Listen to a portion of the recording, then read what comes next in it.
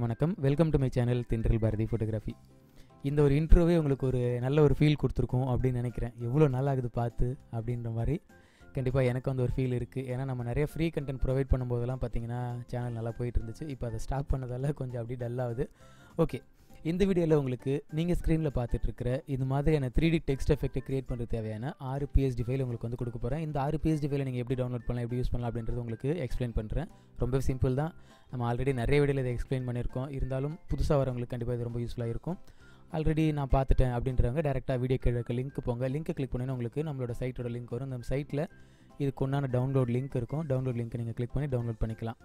இதே மாதிரி நிறைய PSD ஃபைல் நான் முன்னாடி கொடுத்துருப்பேன். அதில் வந்து நிறைய இடத்துல பார்த்தீங்கன்னா டவுன்லோட் பண்ணும்போது டவுன்லோட் லிங்க் ஒர்க் ஆகலை அப்படின்னு சொல்லியிருப்பீங்க.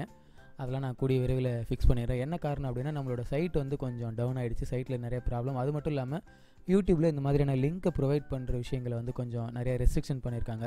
அதெல்லாம் ரிமூவ் பண்ணதால் அந்த ப்ராப்ளம் நடந்திருக்கு. எந்தெந்த வீடியோவில் அந்தந்த பிரச்சனைலாம் இருக்கோ அதெல்லாம் வந்து கூடிய விரைவில் நான் வந்து சரி பண்ணிடுறேன்.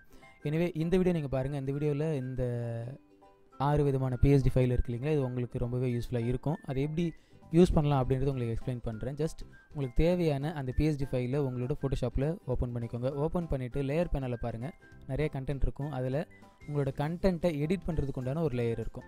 சேஞ்ச் டெக்ஸ்ட் அப்படின்னு இருக்கு இல்லைங்களா, இந்த சேஞ்ச் டெக்ஸ்ட் அப்படின்ற லேயரை இங்கே அந்த ஸ்மார்ட் ஆப்ஜெக்ட்டில் ஒரு டபுள் கிளிக் பண்ணோம் அப்படின்னா தனியாக ஒரு PSB டாக்குமெண்ட் தனியாக ஓப்பன் ஆகும். இதில் நீங்கள் உங்களோட கண்டென்ட்டை நீங்கள் ப்ளேஸ் பண்ண போகிறீங்க.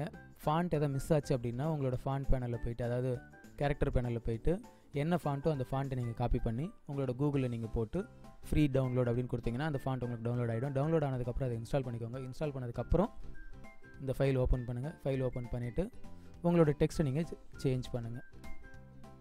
சேஞ்ச் பண்ணிவிட்டு Ctrl+S. இப்போ வந்து இந்த கீழே இருக்கிற விஷயம் கொஞ்சம் சின்னதாக இருக்குது இல்லைங்களா, அதுக்கேற்ற மாதிரி நம்ம என்ன பண்ணலாம், அந்த கண்டென்ட்டை கொஞ்சம் எடிட் பண்ணி நமக்கு ஏற்ற மாதிரி கொஞ்சம் பெருசு பண்ணுறது, ரொட்டேட் பண்ணுறது, அட்ஜஸ்ட் பண்ணிக்கோங்க. இப்போது Ctrl+S கொடுக்குறேன்.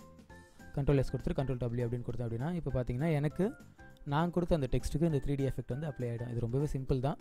இதே மாதிரி தான் நீங்கள் மற்ற 5 PSD நீங்கள் ஒர்க் அவுட் பண்ண போகிறீங்க. ஒர்க் அவுட் பண்ணி உங்களுக்கு தேவையான இந்த கண்டென்ட் நீங்கள் செலக்ட் பண்ணிக்கோங்க. இப்போ இதில் வந்து பார்த்தீங்கன்னா இந்த ஒரு எஃபெக்ட் இருக்குது பாருங்கள், இது வந்து மறைஞ்சிருக்கு. இது வந்து கொஞ்சம் அப்படி லைட்டாக வேணுன்ற மாதிரி நம்ம மூவ் பண்ணி வச்சுக்கலாம். எந்த இடத்துக்கு தேவையோ அந்த இடத்துக்கு நீங்கள் அலைன் பண்ணிக்கலாம்.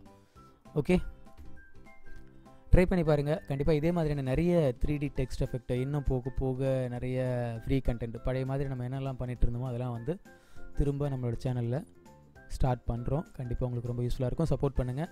இந்த வீடியோ பிடிச்சிருந்துச்சு அப்படின்னா உங்களோட ஃப்ரெண்ட்ஸுக்கு நீங்கள் ஷேர் பண்ணுங்கள். இந்த வீடியோ எப்படி இருந்துச்சு அப்படின்றது வீடியோ கீழே கமெண்ட் பண்ணுங்கள். அடுத்த வீடியோவில் உங்களை வேறு ஒரு கண்டென்ட்டோடு சந்திக்கிறேன். நன்றி.